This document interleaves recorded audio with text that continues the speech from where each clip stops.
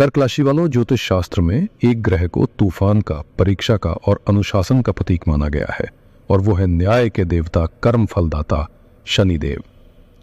शनि का नाम सुनते ही अक्सर लोग डर जाते हैं, लेकिन शनि आपके शत्रु नहीं, आपके सबसे बड़े शिक्षक है। वो एक ऐसे गुरु हैं जो कठोर परीक्षा लेते हैं, लेकिन उस परीक्षा में सफल होने पर आपको इतना मजबूत और काबिल बना देते हैं कि फिर जीवन का कोई भी तूफान आपको हिला नहीं पाता। शनि आपके कर्मों का हिसाब रखते हैं, एक एक कर्म का। वो आपको वही फल देते हैं जिसके आप हकदार हैं, ना एक कण ज्यादा ना एक कण कम। और आज हम यहां एकत्रित हुए हैं शनिदेव की एक ऐसी ही बड़ी चाल को समझने के लिए जिसका प्रभाव आप, मेरे कर्क राशि के मित्रों पर आने वाले लगभग 8 महीनों तक बहुत ही गहराई से पड़ने वाला है। हम बात कर रहे हैं उस महत्वपूर्ण अवधि की जो 28 नवंबर 2025 से शुरू होकर 26 जुलाई 2026 तक चलेगी। ये वो समय है जब शनिदेव अपनी वक्री यानी उल्टी चाल को समाप्त करके मीन राशि में सीधी चाल चलना शुरू करेंगे, जिसे ज्योतिष की भाषा में मार्गी होना कहते हैं। हम परत दर परत ये जानेंगे कि शनिदेव का यह बदलाव आपके जीवन के हर एक पहलू पर, आपके करियर की दिशा, आपकी आर्थिक स्थिति, आपकी सेहत की दशा और आपके रिश्तों की गर्माहट पर क्या और कैसे प्रभाव डालेगा। यह केवल राशिफल नहीं बल्कि आने वाले 8 महीनों के लिए आपका मार्गदर्शन है। यह राशिफल आपकी चंद्र राशि यानी जन्म राशि पर आधारित है। तो यदि आपकी कर्क राशि है तो अगले कुछ मिनट नहीं बल्कि आपका आने वाला पूरा जीवन इस जानकारी से प्रभावित हो सकता है। सबसे बड़ी और सबसे महत्वपूर्ण घटना जो इस पूरी अवधि को परिभाषित कर रही है वो है शनि का मार्गी होना। ज्योतिष में ग्रहों की 3 गतियां होती हैं, मार्गी, वक्री और अतिचारी। मार्गी मतलब सीधी चाल, जो ग्रह की सामान्य अवस्था है। वक्री का अर्थ है जब ग्रह धीमी गति के कारण पृथ्वी से देखने पर उल्टा चलता हुआ प्रतीत होता है। ज्योतिष के नियमों के अनुसार वक्री ग्रह जिस भाव में होता है उससे पिछले भाव का फल भी देने लगता है। आपके साथ यही हो रहा था। शनिदेव आपके 9वें भाव यानी भाग्य स्थान में गोचर कर रहे हैं, लेकिन अब तक वो वक्री थे, उल्टी चाल चल रहे थे। इस वजह से वो आपको 9वें भाव का नहीं बल्कि उससे पिछले यानी अष्टम भाव का फल दे रहे थे। और 8वां घर ज्योतिष में होता है बाधाओं का, अचानक आने वाली मुसीबतों का, मानसिक तनाव का और बेवजह की रुकावटों का। यही कारण था कि शनि की धैया मार्च 2025 में खत्म होने के बावजूद आपकी परेशानियां खत्म नहीं हुई। लेकिन 28 नवंबर 2025 को यह सब बदल जाएगा। शनि देव अपनी उल्टी चाल खत्म करके मार्गी हो जाएंगे यानी सीधी चाल चलने लगेंगे। अब वो आपको 8वें घर का अशुभ फल देना बंद करके पूरी तरह से 9वें भाव यानी आपके भाग्य स्थान का शुभ फल देना शुरू करेंगे। ये ऐसा है मानो आप एक भारी गाड़ी को चढ़ाई पर धकेल रहे थे और अब अचानक से वो गाड़ी ढलान पर आ गई है। मेहनत उतनी ही लगेगी लेकिन परिणाम कई गुना तेजी से और सकारात्मक मिलेंगे। इस कहानी में आपके लिए एक और बहुत ही शुभ ग्रह है, देवगुरु बृहस्पति। गुरु को ज्योतिष में सबसे शुभ ग्रह माना गया है जो ज्ञान, सौभाग्य और मान सम्मान के कारक है। और इस अवधि में गुरु आपके लग्न यानी पहले घर में ही विराजमान है और वो भी अपनी उच्च राशि कर्क में। यह ज्योतिष का एक बहुत ही शक्तिशाली राजयोग हंस महापुरुष योग बनाता है। यह योग आपके आत्मविश्वास, आपकी निर्णय क्षमता और आपके स्वास्थ्य को नई ऊंचाइयों पर ले जाएगा। और सबसे खूबसूरत बात यह है कि लग्न में बैठे बृहस्पति की सीधी दृष्टि आपके भाग्य स्थान में बैठे शनि पर पड़ रही है। गुरु का अमृत समान आशीर्वाद शनि के शुभ फलों को कई गुना बढ़ा देगा। लेकिन हर कहानी में एक चुनौती भी होती है और इस समय में वो चुनौती है राहु ग्रह। राहु इस पूरी अवधि में आपके अष्टम भाव में गोचर कर रहे हैं जो अचानक होने वाली घटनाओं, छिपी हुई परेशानियों और स्वास्थ्य समस्याओं का घर है। इसका मतलब है कि जहां भाग्य आपका हर कदम पर साथ देगा वहीं राहु आपको बीच बीच में अचानक झटके देकर सावधान रहने की चेतावनी भी देते रहेंगे। तो कुल मिलाकर यह अवधि संघर्ष से सौभाग्य की यात्रा है। जहां शनि भाग्य का दरवाजा खोल रहे हैं, बृहस्पति आपको उस दरवाजे से चलने की बुद्धि और बल दे रहे हैं और राहु आपको कह रहे हैं कि रास्ते पर आंखें खोल कर चलना। चलिए सबसे पहले आपके करियर की बात करते हैं क्योंकि सबसे ज्यादा परेशानियां शायद आपने यहीं झेली हैं। अब यहां आपको भाग्योदय यानी राइज ऑफ फॉर्चून का सीधा अनुभव होगा। नौकरी पेशा लोगों के लिए शनिदेव भाग्य स्थान में बैठकर अपनी 10वीं दृष्टि आपके छठे भाव पर डाल रहे हैं। छठा घर होता है नौकरी का, सेवा का, आपके शत्रुओं का और कर्ज बीमारी का। शनि की 10वीं दृष्टि कर्म की दृष्टि होती है। जब शनि की कर्म दृष्टि छठे भाव पर पड़ती है तो ये एक शक्तिशाली शत्रुहंता योग बनाती है।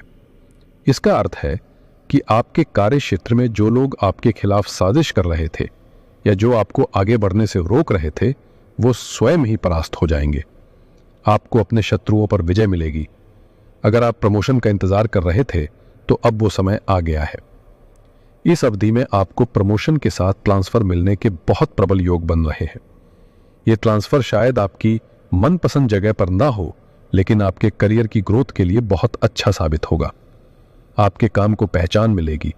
आपके सीनियर्स आपकी मेहनत को सराहेंगे। व्यापार और पार्टनरशिप के लिए भी समय उत्तम है। कर्क राशि के लिए शनि आपके 7वें भाव के स्वामी होते हैं, जो सीधे तौर पर बिजनेस और पार्टनरशिप का घर है। और आपके 7वें घर का स्वामी शनि अब आपके 9वें घर यानी भाग्य स्थान में मार्गी हो रहा है। यह ज्योतिष का एक क्लासिक भाग्य वृद्धि योग है। इसका सीधा संकेत है कि आपके बिजनेस में अब भाग्य का साथ मिलेगा। जो डील्स अटक रही थी वो पूरी होंगी। और सबसे महत्वपूर्ण बात, ये योग दर्शाता है कि आपके बिजनेस पार्टनर या आपके जीवन साथी के माध्यम से आपके भाग्य में वृद्धि होगी। ये बहुत बड़ी सलाह है आपके लिए। अगर संभव हो तो अपने लाइफ पार्टनर को अपने बिजनेस के निर्णयों में शामिल करें या उनके नाम से कोई नया काम शुरू करें। आपको उम्मीद से ज्यादा लाभ मिलने की संभावना है। दैनिक आय में निश्चित रूप से वृद्धि होगी। 9वां घर लंबी दूरी की यात्राओं और विदेश का भी होता है। शनि का यहां मार्गी होना उन लोगों के लिए वरदान है जो विदेश जाकर नौकरी या व्यापार करना चाहते हैं। रास्ते खुलेंगे, वीजा जैसी समस्याओं का समाधान होगा और आपको विदेश से लाभ कमाने के अवसर मिलेंगे। अब मैं विशेष रूप से अपनी उन कर्क राशि की बहनों के लिए बात करना चाहता हूं जो एक गृहिणी है, जो घर की धुरी है। आपके मन में यह सवाल आ सकता है कि यह भाग्योदय मेरे लिए क्या मायने रखता है। मैं तो कोई नौकरी या बिजनेस नहीं करती। समझिए, एक गृहिणी का भाग्य उसके पूरे परिवार के भाग्य से जुड़ा होता है।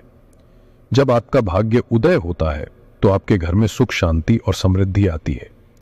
शनि आपके 7वें भाव यानी पति के घर के स्वामी है।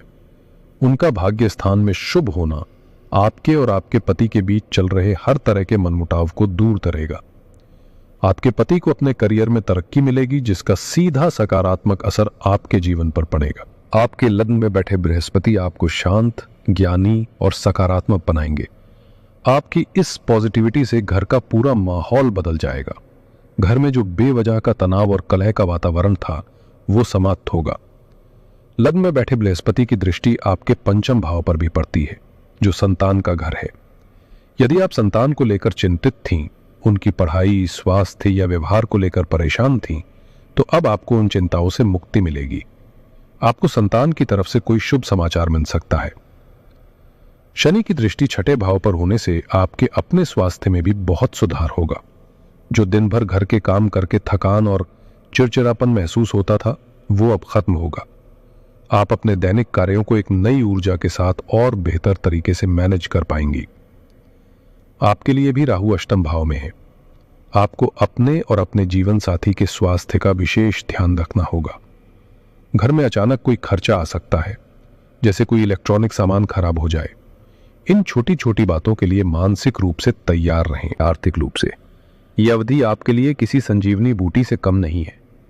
अब तक जो पैसा आ तो रहा था लेकिन टिक नहीं रहा था, या पैसा कहीं फंस गया था, वो सारी समस्याएं अब हल होंगी। शनि अपनी तीसरी दृष्टि आपके 11वें भाव यानी लाभ स्थान पर डाल रहे हैं। 11वां घर आपकी आय, आपके लाभ, आपके बड़े भाई बहन और आपके सोशल सर्कल का होता है। शनि की दृष्टि यहां पड़ने का मतलब है कि अब आपकी मेहनत सीधे तौर पर लाभ में बदलेगी। आय के नए नए स्रोत खुलेंगे। कुछ लोगों को अचानक से कोई बड़ा आर्थिक लाभ भी हो सकता है, जैसे कोई पुरानी इन्वेस्टमेंट अच्छा रिटर्न दे दे या प्रॉपर्टी से फायदा हो जाए। सबसे बड़ी बात, जो पैसा आपका कहीं फंस गया था, जिसके मिलने की आपने उम्मीद छोड़ दी थी, उसके वापस मिलने के भी प्रबल योग बन रहे हैं। आप अब पैसा बचा भी पाएंगे, लेकिन यहां आपको राहु की चाल को समझना होगा। राहु अष्टम भाव में बैठकर अपनी दृष्टि आपके दूसरे भाव पर डाल रही हैं, जो धन के साथ साथ आपकी वाणी और आपके परिवार का भी घर है। राहु एक भ्रम का ग्रह है। यह आपकी वाणी में अचानक से कड़वाहट या कठोरता ला सकता है। आप बोलना कुछ और चाहेंगे लेकिन मुंह से कुछ और निकल जाएगा, जिससे आपके पारिवारिक संबंध खराब हो सकते हैं। इसलिए इस पूरी अवधि में इस बात की गांठ बांध लें कि कम बोलना है और मीठा बोलना है। क्रोध पर नियंत्रण रखना आपकी आर्थिक और पारिवारिक स्थिति के लिए बहुत जरूरी है। रिश्तों के लिहाज से यह समय पुरानी गलतफहमियों को दूर करके एक नई शुरुआत करने का है। जैसा मैंने पहले बताया, शनि आपके 7वें भाव के स्वामी है। उनका भाग्य स्थान में शुभ होना आपके वैवाहिक जीवन के लिए बहुत अच्छा है। अगर आपके रिश्ते में तनाव चल रहा था, बात बात पर झगड़े हो रहे थे, तो अब आप देखेंगे कि आपसी समझ वापस लौट रही है। आप और आपके पार्टनर एक दूसरे को बेहतर तरीके से समझ पाएंगे और रिश्ते में मधुरता आएगी।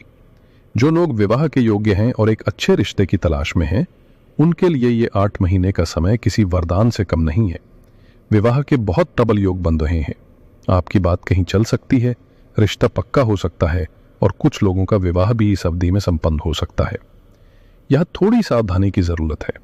शनि की 7वीं दृष्टि आपके 3रे भाव पर पड़ रही है, जो छोटे भाई बहनों और आपके पराक्रम का घर है।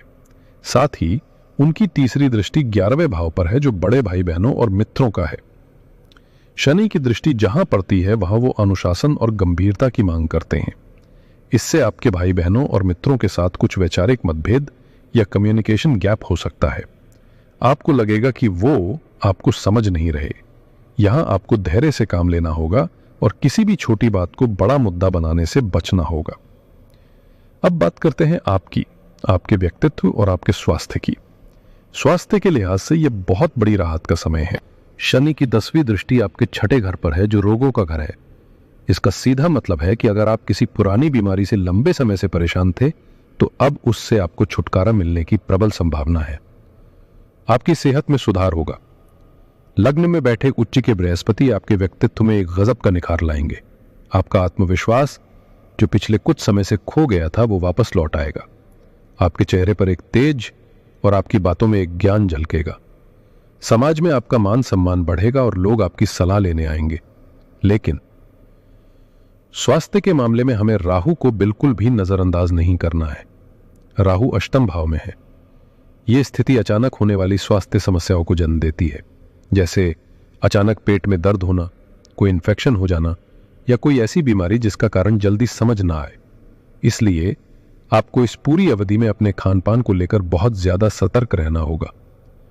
बाहर का खाना, बासी भोजन, इन सब से परहेज करें।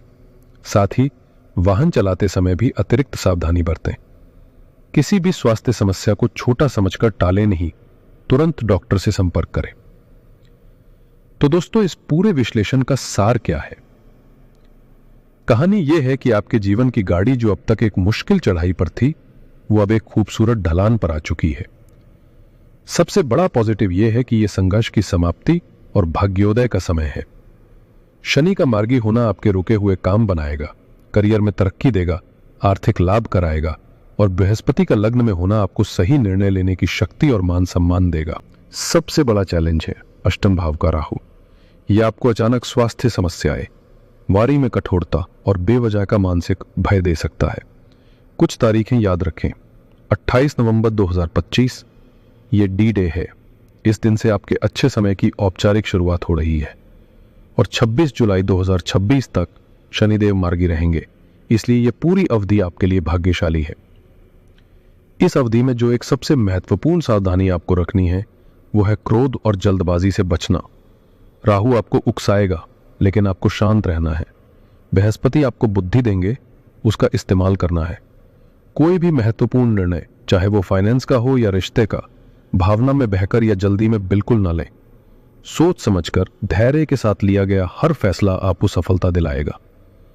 इस शुभ समय का पूरा लाभ उठाने के लिए और राहु के नकारात्मक प्रभावों को शांत करने के लिए मैं आपको कुछ बहुत ही सरल और शक्तिशाली उपाय बता रहा हूं, जो आपके ज्योतिषीय विश्लेषण पर ही आधारित है। पहला और सबसे जरूरी उपाय है राहु की शांति के लिए। राहु अष्टम भाव में है और राहु के अधिपिता भगवान शिव को माना गया है। राहु के नकारात्मक प्रभाव को शांत करने का सबसे उत्तम उपाय है भगवान भोलेनाथ की शरण में जाना। प्रतिदिन ओम नमः शिवाय का जाप करें। हर सोमवार शिवलिंग पर पंचामृत या केवल शहद अर्पित करें। साथ ही रोजाना ओम राम राहवे नमः इस बीज मंत्र की कम से कम एक माला जाप करें।